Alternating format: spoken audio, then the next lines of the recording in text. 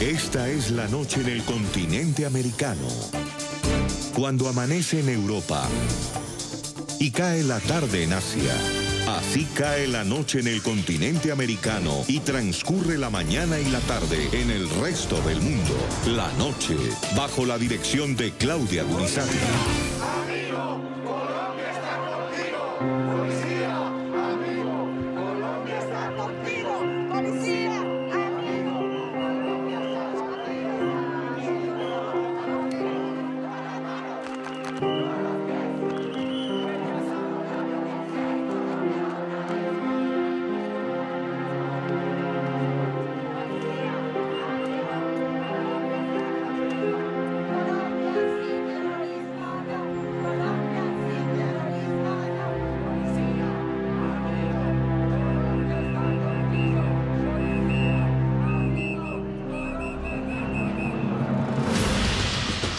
Grupo criminal ELN que opera en Colombia admite ser el responsable del atentado terrorista contra la Escuela de Cadetes de Policía General Santander. Comunicado Agrupación Criminal ELN. La operación realizada contra dichas instalaciones y tropas es lícita dentro del derecho de la guerra. No hubo ninguna víctima no combatiente. En el ataque criminal que fue condenado por el Consejo de Seguridad de las Naciones Unidas, perdieron la vida 20 jóvenes que soñaban con ser oficiales de la policía y el hombre que ingresó a la instalación policial con el carro cargado de explosivos. Comunicado de prensa, Consejo de Seguridad de las Naciones Unidas. Los miembros del Consejo de Seguridad subrayan la necesidad de llevar ante la justicia a los autores, organizadores, financiadores y patrocinadores de estos condenables actos de terrorismo e instan a todos los estados a que, de conformidad con sus obligaciones, en virtud del derecho internacional y de las resoluciones pertinentes del Consejo de Seguridad, cooperen activamente con el gobierno de Colombia y con todas las demás autoridades competentes a este respecto. Ante el macabro atentado, el gobierno colombiano reactivó las órdenes de captura contra los 10 integrantes de esta organización ilegal que permanecen en Cuba y que hasta el pasado viernes hacían parte de las negociaciones de paz. He ordenado el levantamiento de la suspensión de las órdenes de captura a los 10 miembros del ELN que integraban la delegación de este grupo en Cuba y he revocado la resolución que creaba las condiciones que permitan su permanencia en ese país. Esto significa la terminación inmediata de todos los beneficios otorgados a ellos en el pasado por el Estado y la activación de las circulares rojas de la Interpol. Hoy en el programa La Noche de NTN 24, el canal de las Américas, están los protagonistas de la noticia. Presentamos la reveladora y aguda entrevista del subdirector de Noticias RCN, José Manuel Acevedo, con el ministro de Defensa de Colombia, Guillermo Botero. El alto representante del gobierno habla sobre los resultados que hasta ahora han dejado las investigaciones, revela que el ELN planeaba más atentados, responde sobre las fallas de seguridad que quedaron en evidencia y explica la forma como el Estado colombiano continuará enfrentando la amenaza terrorista que representa el ELN para el país. Comienza la noche, bajo la dirección de Claudia Gurizati. Buenas noches. La noche bajo la dirección de Claudia Gurizati enciende las luces para que usted siempre vea el punto clave de la noticia. Soy Jefferson Beltrán. Bienvenidos. La noticia. Finalmente, y ante las evidencias que habían sido presentadas por las autoridades colombianas en los últimos días, la organización criminal ELN reconoció haber sido la responsable del atentado que acabó con la vida de 21 personas el pasado jueves en la Escuela de Cadetes de Policía General Santander. La noticia. Tras este anuncio, el gobierno nacional reiteró su petición a Cuba para que capture a los 10 cabecillas que están en la isla y que hacían parte de los diálogos de paz que fueron iniciados por el anterior gobierno con el grupo terrorista. El punto clave de esta noticia.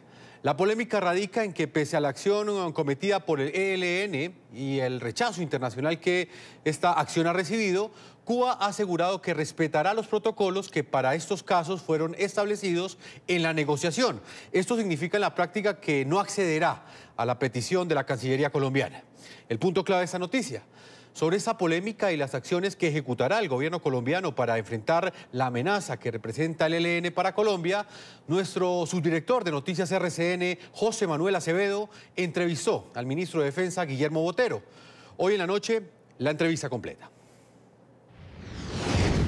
Señor Ministro de la Defensa, Guillermo Botero, gracias por estar con nosotros en RCN. Déjeme comenzar esta entrevista enviándole un mensaje a través suyo a todas las familias víctimas de este atentado terrorista, de solidaridad, por supuesto, desde RCN.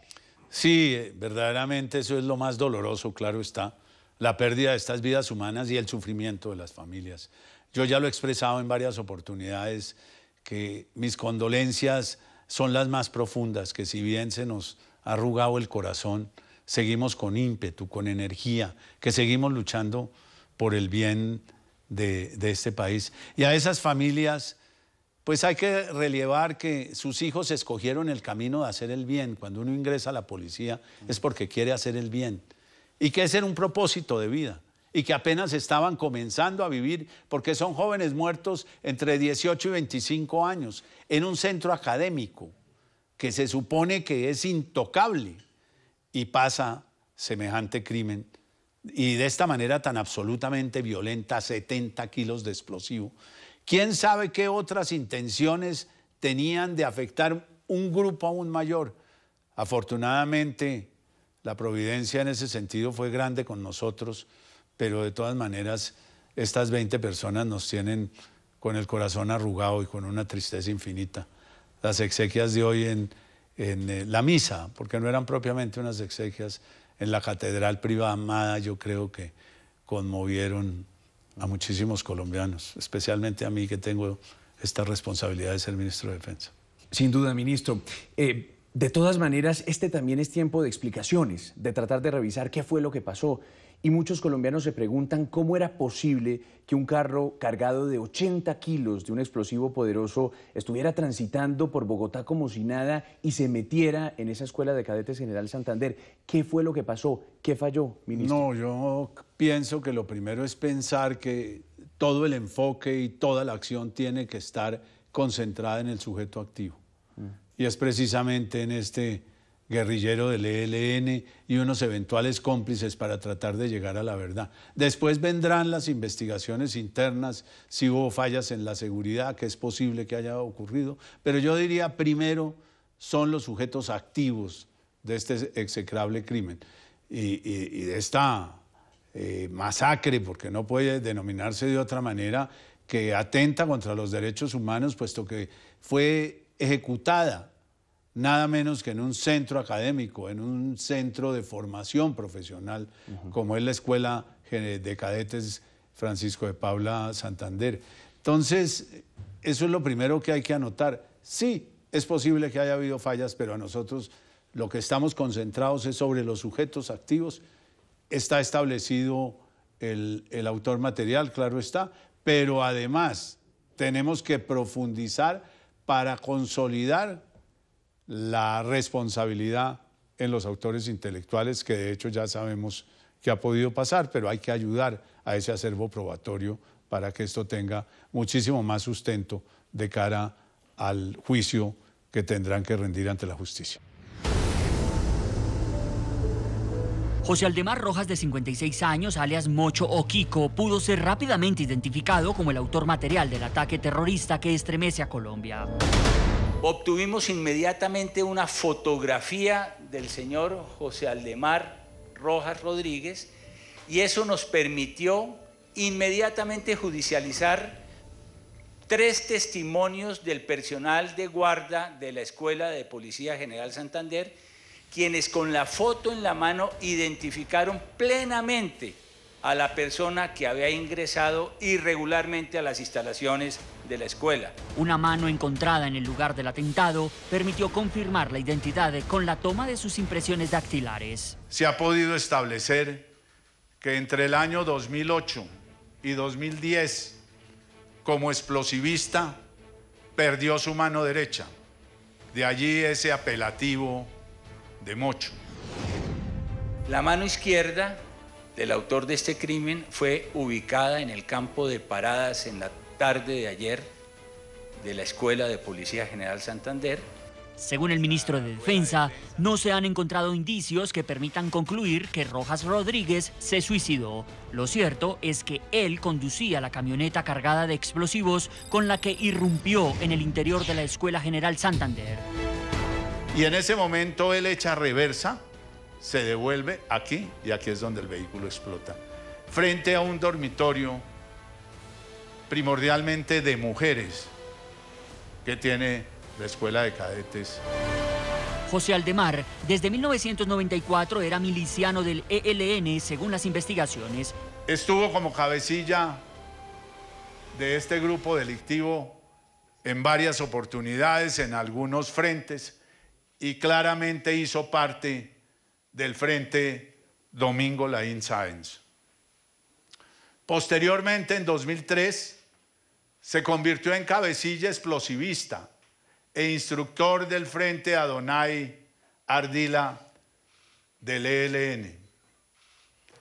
En 2011 continuó siendo instructor de cursos de especialistas en Fortuna, Arauca, con desplazamientos desde esa época a Venezuela a enseñar a miembros del ELN que estuvieran en ese país y a otras personas, enseñarles el manejo de explosivos. Incluso el Mocho fue persona de confianza de alias Gavino, máximo cabecilla del ELN, e hizo parte de su seguridad, y a partir del año 2015 pretendió, sin éxito, beneficiarse del proceso de desmovilización de las FARC. Buscó ser incluido en la lista de integrantes de las FARC para tratar de buscar unos beneficios, pero fue tajantemente rechazado en 3 oportunidades. Claro, si le parece, entonces hablemos de esos sujetos activos, los que cometieron finalmente este atroz atentado. Déjeme comenzar con una pregunta que también hemos tenido muchos colombianos, a ver hasta qué punto ustedes han podido establecer el hecho de que el alias El Mocho hubiera sido consciente, digamos, de que iba a cometer un acto suicida o no. ¿Qué han podido ustedes verificar sobre eso? No, él era un explosivista. Él debió suponer en algún momento que tenía riesgos hacer esta clase de operaciones, pero él era una persona que había hecho muchas operaciones en el pasado. Así las cosas, había volado oleoductos, y así las cosas, en una de tantas de esas perdió la mano, de allí el apelativo del Mocho, y de ahí que en su cédula de ciudadanía únicamente figuren los 5 dedos de la mano izquierda y no los de la derecha, con la anotación pertinente en las señales particulares que no tenía una mano. Entonces este es una persona que era plenamente consciente de esto. Seguramente él ayudó o él mismo armó el carrobomba, y claro, por las calles puede circular cualquier vehículo. Es demasiado difícil prever si tiene explosivos o no tiene explosivos. Sí. Se hacen requisas de seguridad y demás, y obviamente que hay animales que están entrenados para detectar los explosivos, pero en este caso aprovechó que se abrió la reja para sacar unas motos y en ese momento entró. Es posible que tuviera un temporizador y se le hubiera agotado el tiempo. Es decir, ustedes no tienen claro si fue un ataque suicida o si fue un accidente al final para él. No podemos decir, o una traición de su grupo, que también es otra hipótesis, cómo se activaba el explosivo, si lo activaba él, si lo activaban a través de un radio, si lo activaban a través de un celular. Todo eso es materia de investigación. Pero es que aquí lo importante era ir por los autores de forma inmediata, y efectivamente eso fue lo que se logró con la gran colaboración de la Fiscalía General de la Nación y, claro está, el fiscal general. Además de José Aldemar Rojas Rodríguez, autor material del atentado a la Escuela de Policía General Santander, quien murió al momento de la explosión, la Fiscalía también avanza en las pesquisas contra este hombre. Como les digo, no participé ni fui partícipe de este acto tan terrorífico. Ricardo Andrés Carvajal, quien fue capturado en la mañana del viernes pasado en el oriente de Bogotá y es señalado como posible coautor del atentado. Que soy inocente. que soy inocente. En esta fotografía aparece con uno de los overoles que le fueron decomisados en el lugar donde fue capturado. Según la Fiscalía Carvajal, minutos después del atentado, el pasado jueves, se comunicó con el jefe de una red de microtráfico que opera en Bogotá y le contó que estaba escondido porque había participado en el atentado. El CTI de la Fiscalía tiene en su poder otras grabaciones en las que el sospechoso mantendría una conversación en la que habla de haber colaborado a transportar los explosivos. Los investigadores están recopilando más pruebas relacionadas con supuestos giros que le habrían hecho al sospechoso desde el departamento de Arauca. La Fiscalía también trabaja en otra línea de investigación. Se trata de estas dos personas que iban en una motocicleta detrás del carro bomba en el recorrido hacia la Escuela de Cadetes de la Policía General Santander. En varias secuencias de imágenes se observa la motocicleta muy cerca de la camioneta plateada por la ruta del crimen que transitó José Aldemar Rojas. Hablaba usted de los cómplices en todo este caso y déjeme preguntarle qué más se sabe de este señor Ricardo Andrés Carvajal, porque él está diciendo que se trata de una confusión, que él no tiene nada que ver con esto, pero ¿ustedes qué han podido establecer? No, es sumamente claro que en el momento del allanamiento se encuentra más material probatorio, un traje de bomberos, él siempre pareciera ser que quiso ser bombero, no había sido admitido, ya haciendo las indagaciones correspondientes. El teléfono de él fue interceptado desde muy tempranas horas por una llamada y por una circunstancia que todavía está bajo reserva de la investigación y es más del resorte de la Fiscalía, pero además se le encontraron manuales de guerrilla del ELN en su casa de habitación y otros documentos que tienen reserva, pero que están aportando muchísimo a tratar de establecer en combinación con quién se hizo este ataque por parte del señor Rojas Rodríguez. Señor ministro, este mismo grupo del ELN, como ustedes han advertido, ¿estaría planeando atentados distintos a este que logró ejecutar? Sí, estaba intentando otros actos terroristas que afortunadamente están en investigación y obviamente que se han tomado todas las precauciones. No es del caso revelar por el momento eso, pero claro que sí. Sin embargo, déjeme tratar de precisarle, entendiendo que no nos puede dar los detalles, por un caso específico que me han comentado que tendría avanzado inteligencia militar en relación con un posible atentado contra el presidente de la República por parte de este grupo. ¿Eso es así y lo están investigando? Estamos investigando desde hace días un posible atentado contra el presidente de la República. Cada vez que hay una alarma sobre la seguridad del presidente, esa es una alarma que se agota. Hemos tenido información proveniente de un país en Sudamérica, desplazamos las personas allá a indagar y obviamente que estamos buscando información permanentemente. Todas las agencias de inteligencia siempre están pendientes de la seguridad no solo del presidente, sino de toda la familia presidencial y de los altos funcionarios del gobierno. Pero este mismo grupo estaría detrás de ese posible atentado contra el presidente. Claro que este grupo, si tuviera la oportunidad, pues no nos queda la menor duda que lo intentaría. Señor ministro, usted hablaba también de la posibilidad de que esto se hubiera hecho no solamente por parte de las unidades del ELN, sino en complicidad quizá con otros criminales, algunas otras bandas. ¿Eso también lo están adelantando ustedes? Sí, pero no pareciera ser que hubiera sido una organización diferente al ELN. No hay pruebas de ninguna otra. En cambio, sí hay pruebas de que las personas con las cuales él tenía contacto y que le ayudaron en este propósito eran personas vinculadas a la ELN. El rechazo al demencial atentado perpetrado por el ELN se sintió en todos los rincones de Colombia. Miles de personas se volcaron a las calles para rechazar esta atrocidad y se unieron alrededor de una consigna: no al terrorismo. ¡Paz con justicia! ¡Paz con justicia! ¡Somos Dios y patria! Horas después de estas muestras de solidaridad, el grupo terrorista ELN confirmó lo que la Fiscalía y el Ministerio de Defensa ya habían adelantado: su autoría en este brutal atentado. A través de este comunicado, el grupo ilegal justificó el ataque contra la Escuela de Cadetes General Santander y lo calificó como lícito dentro del derecho de la guerra. La Escuela de Cadetes de la Policía Nacional es una instalación militar. Allá reciben instrucción y entrenamiento los oficiales que luego realizan inteligencia de combate, conducen operaciones militares, participan activamente en la guerra contra insurgente y dan trato de guerra a la protesta social.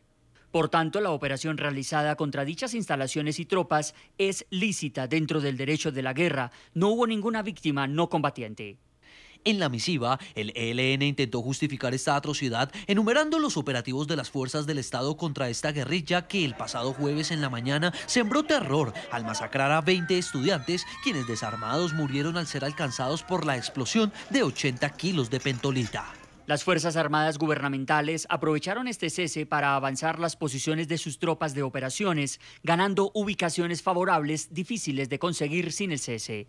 A pesar de que el presidente Iván Duque ordenó reactivar las órdenes de captura contra los negociadores del ELN y de redoblar la persecución con lo que describió como una máquina criminal. Por eso le pedimos a ese gobierno que entregue a esos criminales para que se haga justicia. Esta guerrilla, contradiciendo su accionar terrorista, pidió retomar el diálogo. Presidente Duque, queremos reiterarle que el camino de la guerra no es el futuro de Colombia, es la paz. Por ello le recordamos que lo mejor para el país es que envíe a su delegación de diálogos a la mesa para darle continuidad al proceso de paz y a la construcción de los acuerdos que traemos desde el gobierno anterior. Pero mientras eso es lo que dicen en el comunicado, su accionar violento incrementa. En la vía que de Boyacá conduce a Arauca, instalaron un artefacto con al menos 100 kilos de explosivos, que fue desactivado por las autoridades, mientras que en Nariño volaron un tramo del oleoducto trasandino. Este lunes, el gobierno de Colombia reiteró la solicitud formal a Cuba para que entregue a la justicia a los integrantes del ELN que se encuentran en ese país y no descartó pedirlos en extradición. El Consejo de Seguridad de las Naciones Unidas ha calificado como un acto de terrorismo aquel cometido por el ELN y también la Comisión Interamericana de Derechos Humanos. No hay protocolo alguno en el planeta que esté por encima de una calificación de ese tipo. Ante esta petición así reaccionaron algunos sectores políticos como el senador Iván Cepeda y Álvaro Leiva. En caso de que la decisión de dar por concluidas en esta etapa las conversaciones de paz con el ELN se mantengan, solicitamos que los avances y acuerdos a los que llegaron las partes durante estos años de negociación sean preservados mediante un documento que sea depositado ante el Consejo de Seguridad de la ONU y ante los países garantes con el fin de que, al reanudarse las conversaciones de paz, se retome ya lo pactado. Ponemos de presente que esos acuerdos son compromiso de Estado, cuyo beneficio son derechos adquiridos por la sociedad colombiana. Así respondió el canciller de Cuba, Bruno Rodríguez, a través de Twitter. Cuba está contra el terrorismo y contra la guerra, en defensa de la paz, con la moral de haber sido víctima del terrorismo de Estado por décadas y de una ejecutoria intachable. Condenamos el terrorismo en todas sus formas y manifestaciones, sean cuales fueren sus motivaciones.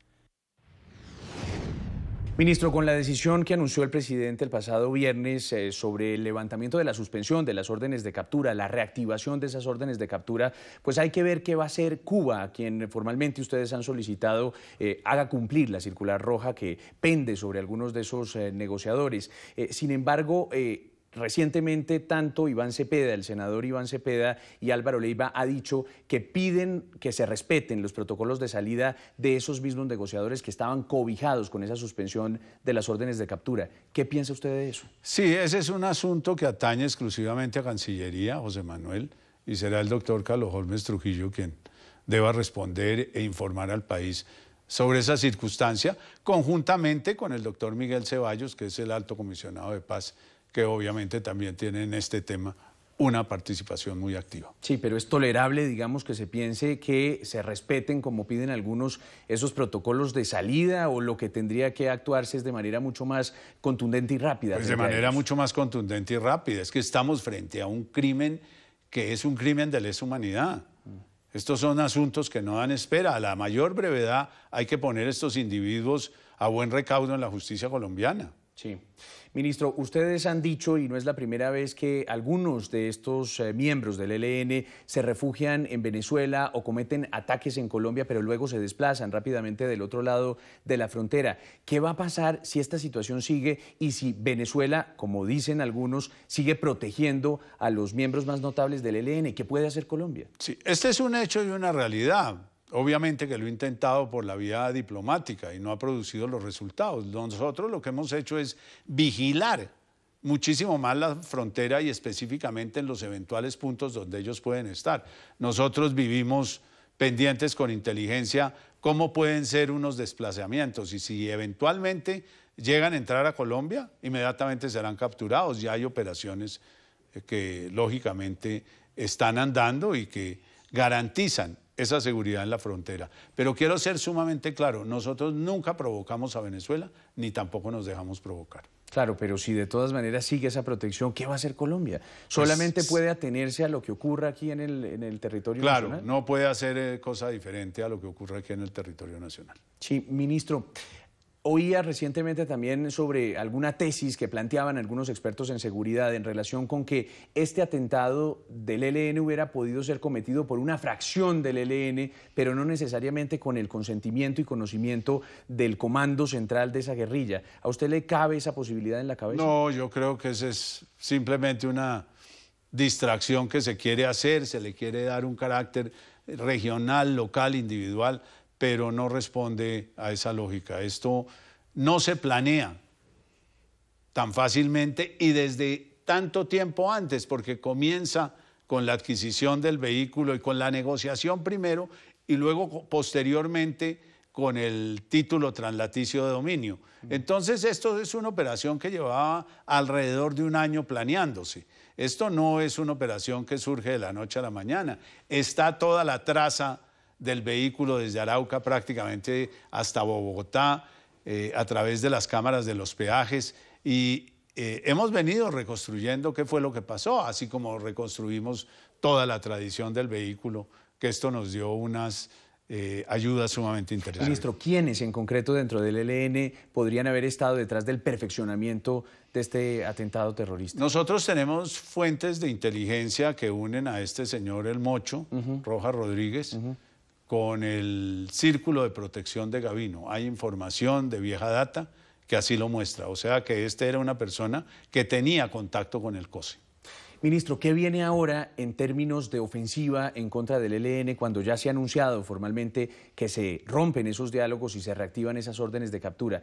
¿Cuáles son las acciones inmediatas y en qué municipios o departamentos van a centrar la atención desde el Estado y desde el Ministerio de la Defensa? Nosotros ya habíamos llegado al Catatumbo, que es uno de los sitios más sensibles. Habíamos llegado a finales del mes de octubre con una fuerza de tarea rápida, de despliegue rápido, que es FUDRA 3. Tiene 5.600 hombres que han venido ingresando progresivamente al Catatumbo y que han venido pues teniendo combates con estas personas. Y nosotros hemos tenido unos resultados satisfactorios contra el ELN. Mire que desde el 7 de agosto hasta la fecha hemos tenido 385 capturados. Han sido muertos dentro de operaciones militares 7 personas pertenecientes a esa organización. Se han desmovilizado 203, que nos ha permitido una información de inteligencia importante, pero hemos incautado un armamento, un arsenal prácticamente, 234 unidades, 38.800 municiones, 1.007 kilos de explosivos y encontramos tal vez en el día de ayer 15 elementos para ser enviados por lanzagranadas, munición de lanzagranadas. Y eso, a decir verdad, pues implica que estamos trabajando duramente contra esta organización criminal. Ese es el avance de las investigaciones. Ahí ustedes escuchan a Guillermo Botero. Él es el ministro de Defensa de Colombia en una aguda entrevista con nuestro subdirector José Manuel Acevedo. Yo los invito a que participen de este programa a través de las cuentas de Twitter que aparecen en la parte inferior de nuestra pantalla. Lo pueden hacer opinando con el hashtag #LanocheELN, #LanocheELN y respondiendo la siguiente pregunta. ¿Qué opina usted de las acciones adoptadas por el presidente de Colombia, Iván Duque, frente a los negociadores del ELN en Cuba tras el atroz ataque terrorista cometido por esa agrupación criminal en la Escuela de Cadetes de Policía de Bogotá? Más adelante estaremos leyendo sus opiniones. Vamos a una pausa y ya regresamos con esta entrevista con el ministro de Defensa de Colombia.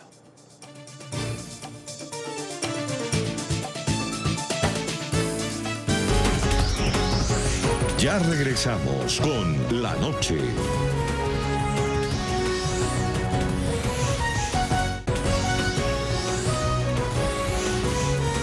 Continuamos con La Noche. Continuamos con esta entrevista. La Fiscalía General de Colombia, a través de videos de cámaras de seguridad, logró determinar las rutas por las que se movilizó la camioneta con 80 kilos de pentolita antes de llegar a su objetivo en el interior de la Escuela de Cadetes General Santander de Bogotá. El recorrido, para asombro de muchos, fue en medio de hospitales, iglesias, buses, colegios y calles con alta frecuencia de personas.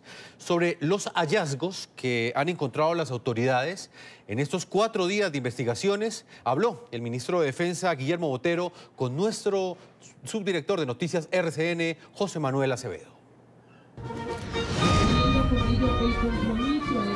La mañana de este jueves era una mañana especial para los estudiantes de la Escuela de Cadetes de la Policía Francisco de Paula Santander. A las 8 de la mañana inició una ceremonia en la que docenas de los más destacados estudiantes recibían la segunda estrella en su uniforme, como símbolo de su compromiso con la institución, con el país. El Twitter de la policía publicaba a cada momento del evento. Escuela Istarae. Pero mientras la felicidad embargaba a los estudiantes de la General Santander, por algunas vías del sur de Bogotá, José Aldemar Rojas iniciaba una ruta fatal que recorrería varios sitios concurridos de la ciudad. Aquí, frente al Salón Comunal San Carlos, en el sur de Bogotá, fue uno de los primeros registros que quedó del carro de José Aldemar Rojas Rodríguez, el terrorista que hizo estallar un carro con 80 kilos de pentolita en la Escuela de Cadetes Francisco de Paula Santander. A esa hora, hacia las 9 de la mañana, es un sitio muy concurrido porque los comerciantes comienzan a abrir sus establecimientos. Avanzaba la ceremonia en la Escuela de Cadetes y con una gran carga explosiva, José Aldemar se acercaba a su objetivo. Condujo por la carrera 53 hasta la avenida Villavicencio. Allí bordeó el Parque del Tunal hasta llegar al hospital. Este fue otro tramo por el que transitó José Aldemar Rojas Rodríguez en su Nissan Patrol modelo 93, precisamente el Hospital del Tunal, a donde fueron trasladadas horas después varias de sus víctimas de su accionar terrorista en la Escuela de Cadetes Francisco de Paula Santander. Unos metros más adelante, cruzaría por uno de los centros comerciales más tradicionales de Bogotá. Era una bomba ambulante que pudo explotar en cualquier momento si chocaba o se accidentaba. La tragedia quizás hubiese sido peor si por algún motivo o por algún error explota el material bélico que tenía en su interior el Nissan Patrol en este punto, donde confluyen 3 vías y donde a esa hora varias madres de familia hacen las compras del almuerzo en los supermercados que están a mis espaldas.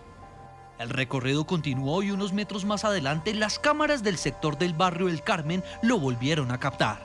Al frente de esta vivienda en el barrio El Carmen fue otro de los sitios por donde transitó José Aldemar Rojas Rodríguez. Solo le faltaban de 10 a 15 minutos para llegar a su destino final. Señor Álvarez Parra, tome el mando de las compañías. Hacia las 9:15 de la mañana, la ceremonia ya concluía entre aplausos y las últimas condecoraciones en la General Santander. Y al mismo tiempo, José Aldemar recorría con 80 kilos de pentonita cerca a un colegio y a una funeraria. Mientras varios alfereces y cadetes recibían sus condecoraciones, José Aldemar Rojas Rodríguez se iba acercando a su objetivo y transitaba por esta vía muy concurrida aquí en el barrio El Carmen frente al Colegio Instituto Tecnológico del Sur y también frente a una funeraria. La ruta del crimen continuaría por el barrio Fátima y la avenida Gaitán Cortés, cruzaría frente al CAI del barrio Venecia hasta llegar a la autopista sur. Allí hizo una parada y una persona bajó del vehículo.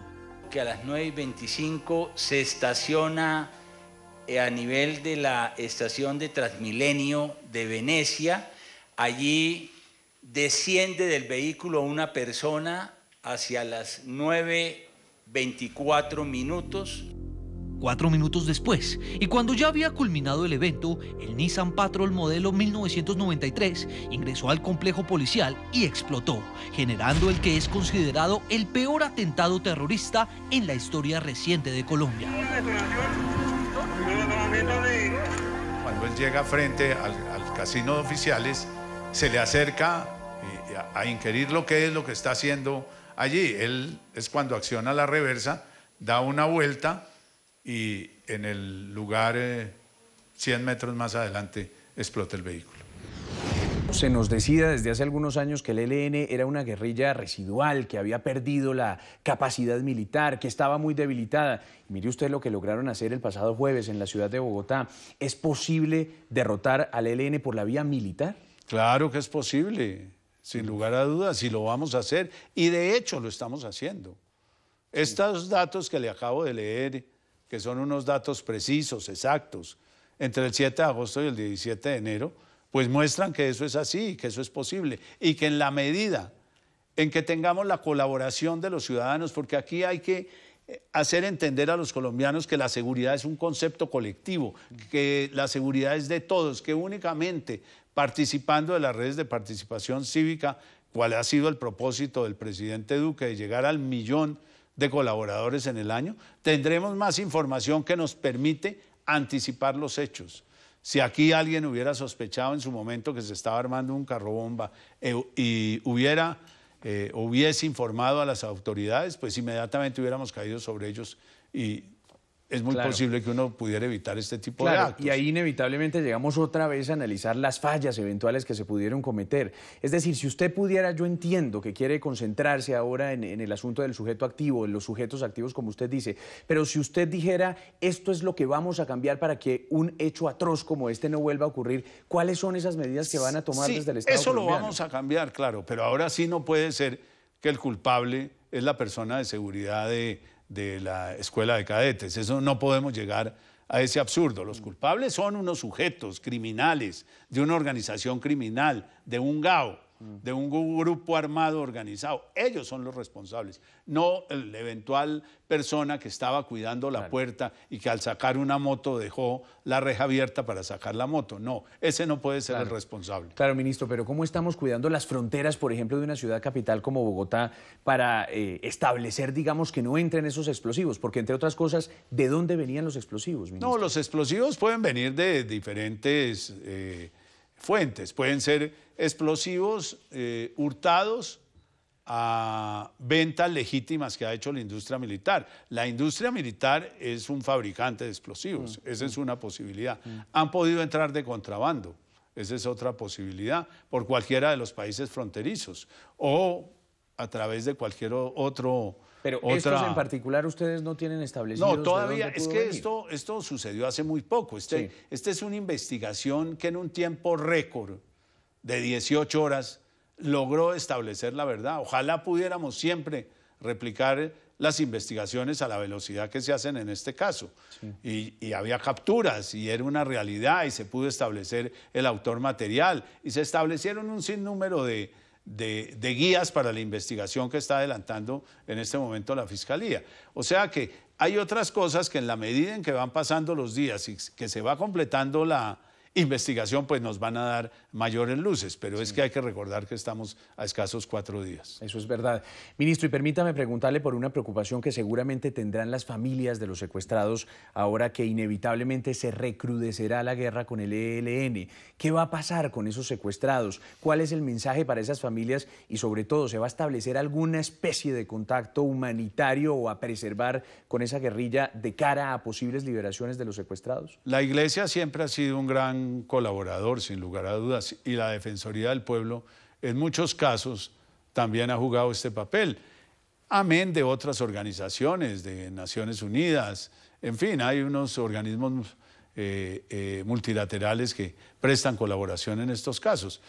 La responsabilidad de la vida de estas personas es del ELN y obviamente lo que tienen que hacer es entregarlos de forma inmediata. Claro, pero ustedes no descartan, digamos, liberaciones por parte del ejército colombiano de estos secuestrados. Sí, en la medida en que nosotros podamos detectarlos con los gaulas, dónde los tienen y todo lo demás, y de común acuerdo con las familias, puede ocurrir un hecho de esos, pero por el momento lo que estamos esperando es que los liberen. Señor ministro, me hablaba usted del Catatumbo como una de esas zonas en donde están priorizando los esfuerzos y su combate contra esta organización del ELN.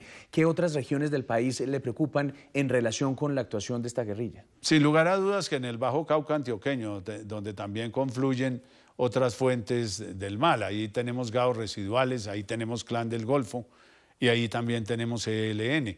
En el Bajo Cauca antioqueño nosotros tenemos una situación de criminalidad grande alrededor de los cultivos ilícitos, de los narcocultivos y alrededor de la minería ilegal, que son las rentas criminales de estos individuos, que es lo que les permite mantenerse vivos como organización. Hay que atacarlos duramente y de hecho los hemos venido atacando en la minería ilegal. especialmente en los últimos días. Y allá también hay una fuerza de tarea conjunta que es la Aquiles, que está al mando del general Alberto Rodríguez, que entró él decididamente el 1 de enero como una manera de solucionar la criminalidad y la lucha contra estas rentas ilegales que ya le conté, para tratar de contener esa situación en ese Bajo Cauca antioqueño. Y esas son las acciones que manifiesta el ministro de Defensa que va a tomar el Estado colombiano para enfrentar esa amenaza terrorista que representa el ELN para Colombia luego de este atentado criminal. Vamos a leer a continuación algunas de las opiniones que nos llegan a esta hora a las cuentas de Twitter del equipo periodístico del programa La Noche, quienes están utilizando el hashtag numeral La Noche ELN y respondiendo la siguiente pregunta. ¿Qué opina de las acciones adoptadas por el presidente de Colombia, Iván Duque, frente a los negociadores del ELN que están en Cuba tras ese atroz ataque terrorista que cometieron en contra de 20 policiales que perdieron la vida el pasado jueves en horas de la mañana? Vamos a leer opiniones de nuestros televidentes. A esta hora Salma Durango dice lo siguiente. Ella dice que son correctas. No se puede permitir que los violentos tomen el control e impongan condiciones. Todos merecemos respeto. Marino Ramírez opina lo siguiente. ¿No se puede negociar bajo presión de estos terroristas? El gobierno pasado le dio varias oportunidades y la respuesta era secuestros, atentados, extorsión, motivo por el cual deben cumplir las exigencias de Duque. Uno más, este es de Amparo. Ella dice que es una decisión correcta, con terroristas no se negocia, se combaten. Uno más, este es de Olbert Toro. Él escribe lo siguiente. Los protocolos no deben contemplarse con un acto tan malvado como este. Ustedes pueden seguir participando y aparecen en la parte inferior cada una de las cuentas de este equipo periodístico. Ustedes pueden enviar sus mensajes y más adelante continuaremos leyéndolos. Una pausa y ya regresamos a la parte final de esta entrevista del ministro de Defensa con nuestro subdirector José Manuel Acevedo.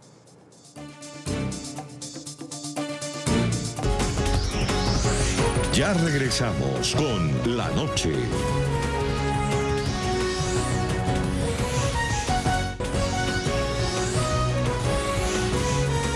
Continuamos con La Noche. ¿Quién está asesinando a los líderes sociales? ¿Por qué siguen siendo víctimas de persecución y amenazas? ¿Cómo enfrentar esta situación y cómo garantizar sus derechos? Esas son preguntas que intentan resolver las autoridades y el gobierno cuando la situación es preocupante y en lo que va de este 2019 ya se registran 9 muertes más de líderes sociales en diferentes puntos de Colombia que se suman a los 431 casos que ya había reportado la Defensoría del Pueblo desde la puesta en marcha de los acuerdos con las FARC.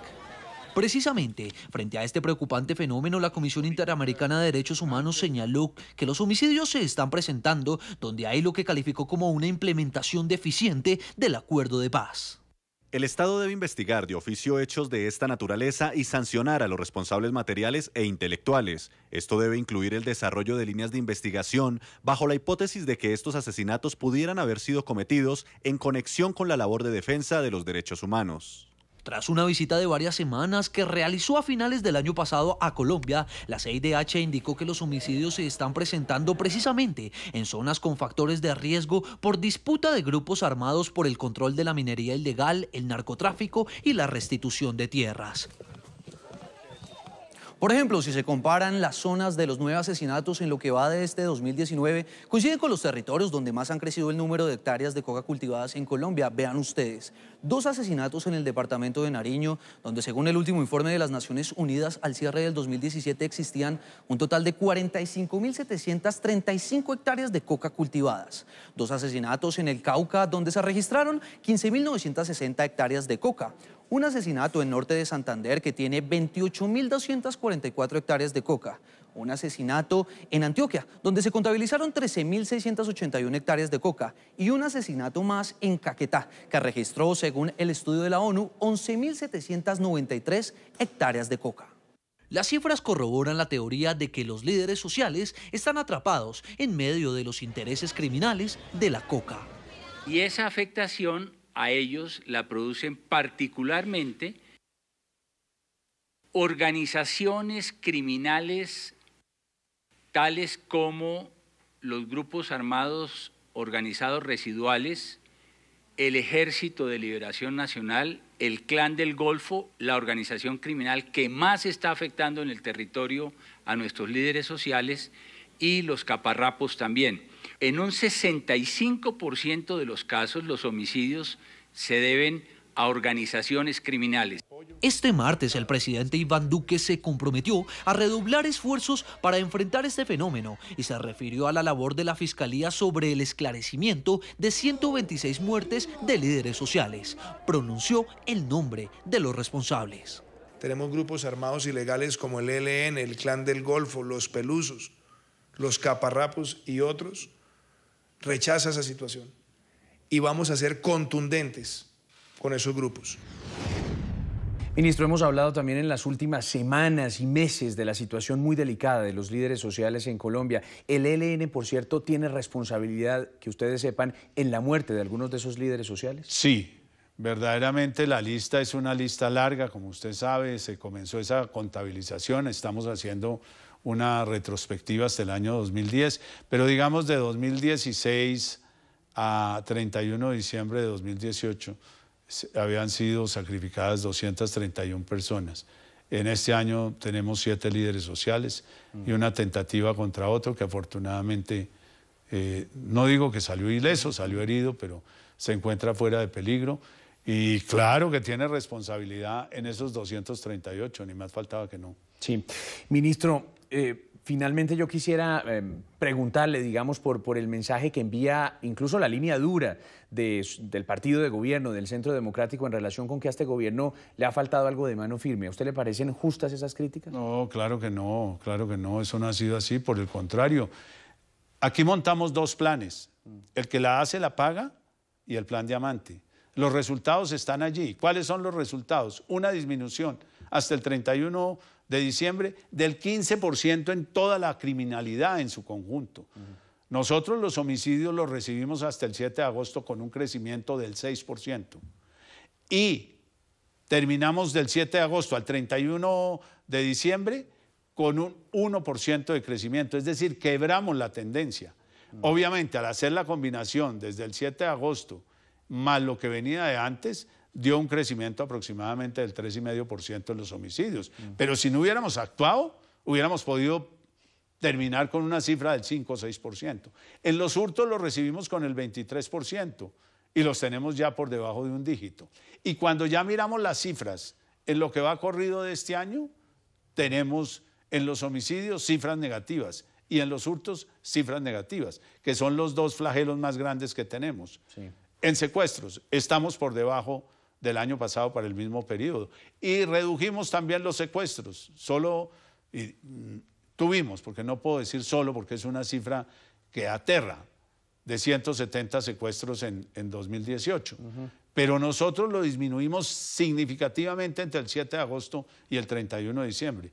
Y yo esperaría que este año bajemos aún más la cifra, como efectivamente ha venido ocurriendo en los pocos días de este mes de enero. Ministro, una pregunta más en relación con el atentado. Usted descartó que hubiera otra organización criminal distinta del ELN detrás, pero ¿algún país o ciudadanos extranjeros que pudieran haber colaborado en la comisión de ese atentado, de ese carro bomba? Sí, eso siempre está en las posibilidades, pero vuelvo y le recuerdo, José Manuel, que es que apenas llevamos 4 días.